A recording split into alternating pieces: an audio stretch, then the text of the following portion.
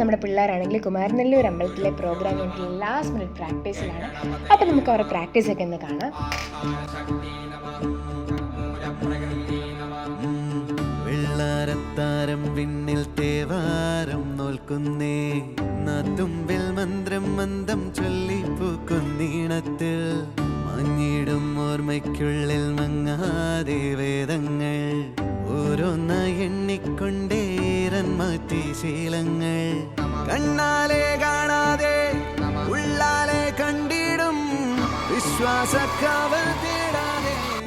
നാളത്തെ programme test എഴുതിക്കൊണ്ടിരിക്കുകയാണ്. നമ്മുടെ പിള്ളേരുടെ രാവിലെ 10 മണിയാകുമ്പോൾ ഒരുങ്ങാനൊക്കെ വന്നിട്ടുണ്ട്. നമ്മുടെ പിള്ളേർ പിന്നെ നല്ല അനുസരണമുള്ള പിള്ളേരായിരുന്നു. വീഡിയോ എടുക്കുമ്പോൾ ഒന്നുപോലും മിസ്സാക്കാണ്ട് എല്ലാ വീഡിയോയും കൃത്യമായിട്ട് വെച്ചിട്ടുണ്ട്.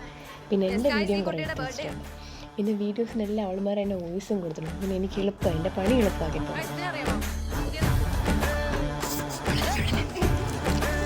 ഈ കുട്ടിയുടെ ബർത്ത്ഡേ ആണ് കേട്ടോ. മുട്ടായിട്ട് വന്നിരിക്കുന്നത് ഒരു കേക്കൊക്കെ എടുത്ത് തരണേ. മുട്ടായിട്ടാണ് കൊച്ചു വരുന്നത്. ആരും കാണാതെ കുറെ കേക്ക് നിന്ന് മത്ത് പിടിച്ച് നടക്കുകയാണ്.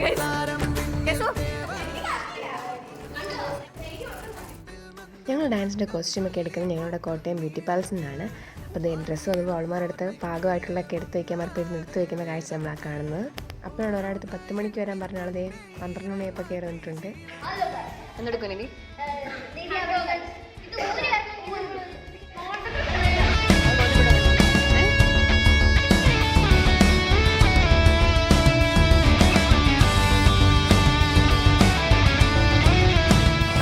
ില്ലാതെ തന്നെ മേക്കപ്പ് ചെയ്യുന്ന ഒരു കുട്ടി.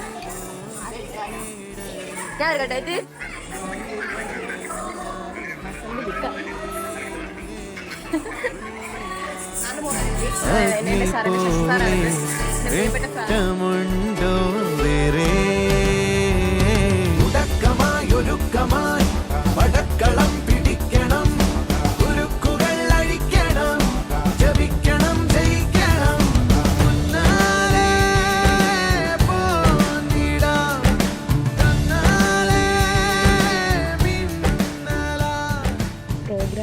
പോകുന്നതൊക്കെ രസമാണ്. പക്ഷെ പ്രോഗ്രാം കഴിഞ്ഞിട്ട് ഇതെല്ലാം ഒന്ന് അഴിച്ചിട്ട് അടുക്കി പറക്കി വയ്ക്കുന്നതാണ് ഏറ്റവും വലിയ ബുദ്ധിമുട്ടുള്ള പരിപാടി. അപ്പോൾ അത് നമ്മുടെ പിള്ളേർ അങ്ങോട്ടും ഇങ്ങോട്ടും ഒക്കെ അയച്ചു കൊടുക്കുന്നു. പിന്നെ കുറേ പേർ അമ്മമാർ അങ്ങോട്ടും ഇങ്ങോട്ടും പിള്ളേർക്കൊക്കെ അയച്ചൊക്കെ കൊടുക്കുന്നു. അയ്യോ, അതെല്ലാം കഴിഞ്ഞിട്ട് ഈ റൂമൊന്ന് പഴയ അവസ്ഥയിലാക്കുന്നതാണ് ഏറ്റവും വലിയ ടാസ്ക്.